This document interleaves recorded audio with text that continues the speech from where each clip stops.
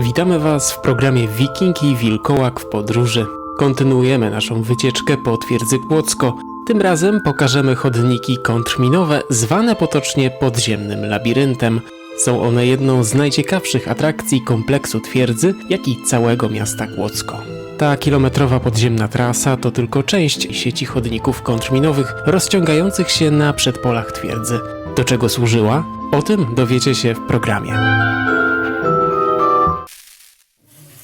Szczerze, to jakbym był tu sam, to bym się zagubił.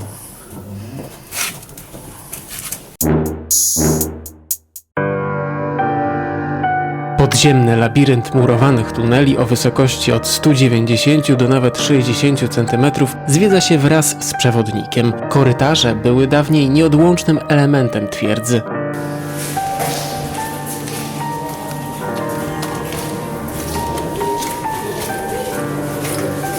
Jak na razie jest wszystko spoko. Gdy bastion był oblężony, nieprzyjaciele, żeby pokonać fortyfikacje, budowali chodniki minerskie. Były to po prostu podkopy, w których umieszczano ładunki wybuchowe. Miały one zniszczyć oblężony fort. Żołnierze z twierdzy, aby zapobiec atakom, budowali właśnie chodniki kontrminerskie. Umieszczone były one nieco poniżej korytarzy minerskich. Tunele jednak nigdy nie były wykorzystywane. Dzięki temu możemy je zobaczyć w oryginalnej postaci, takiej, w jakiej zostały wybudowane w XVIII wieku. Jesteśmy właśnie z Wojtkiem w twierdzy Kłodzko, w tunelach kontrminerskich. Jest dość ciasno, ale już sobie poradzimy. Ja na pewno, nie jak Wojtek. Nie znać. Na pewno? Ja na pewno sobie poradzę. Wyszedł na kucaka i na czworaka. W którą stronę? Prawdziwym wyzwaniem dla zwiedzających jest przejście korytarza o długości 16 metrów i wysokości 90 cm. Przeciśnięcie się przez ten tunel było dla nas nie lada wyzwaniem. Na szczęście dla osób, które nie chcą przejść przez taki korytarz, istnieje możliwość jego ominięcia. My jednak sprawdziliśmy, czy damy radę. To zaczynamy. Idziemy teraz, wchodzimy do tunelu, który ma 16 metrów długości i niecałe metr wysokości. Jestem teraz w tym ciasnym tunelu, to nazywa się Krasnodar. I idę sobie spokojnie na kuce. No ja się nie mogę wrócić. To jest najcięższy, najniższy tunel. Jeszcze chwila, jeszcze trochę. Czekaj.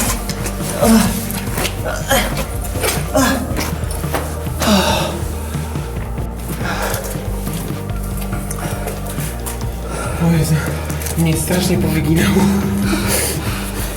Nawet dla mnie to było ciężkie przeżycie. Traumatyczne wręcz. Trzeba dodać, że to był krótki odcinek tunelu, który już spowodował u nas pewne trudności. Co mieli powiedzieć żołnierze, którzy kiedyś w ciemnościach pokonywali o wiele dłuższe odcinki? W trakcie naszego spaceru po tunelach przewodnik niejednokrotnie opowiadał o funkcjach, które spełniały korytarze. Ręczne drążenie chodników minerskich i kontrminerskich było niezwykle czasochłonne.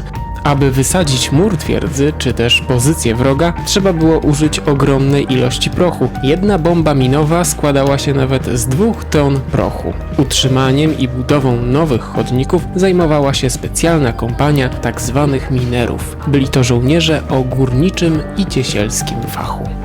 Tutaj są szczeliny, w których montowano zapory drewniane, kiedy wysadzono tunele.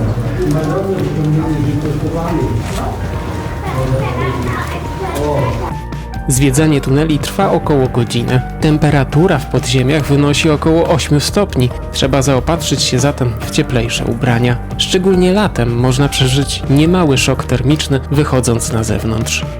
Warto też pamiętać o tym, że nie każdy może zwiedzać labirynt korytarzy. Są to osoby cierpiące na klaustrofobię, choroby kręgosłupa, stawów, choroby serca, układu krążenia oraz kobiety w zaawansowanej ciąży.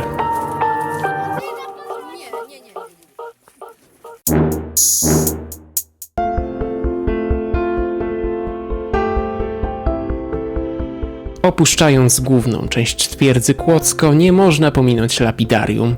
Znajdziemy tam kamienne fragmenty rzeźb i zabytkowych obiektów. Są m.in. tablice i portale pochodzące z całego regionu. Wszystko znajduje się w Dolnym Bastionie, dawnych koszarach kawalerii. Na uwagę zasługują rzeźby barokowe o wyjątkowej wartości oraz epitafia dzieci i noworodków. Zobaczymy tu przejmującą płytę nagrobną 5 niemowląt z Radkowa. To kapitalny skarb, który udostępniono turystom bezpłatnie.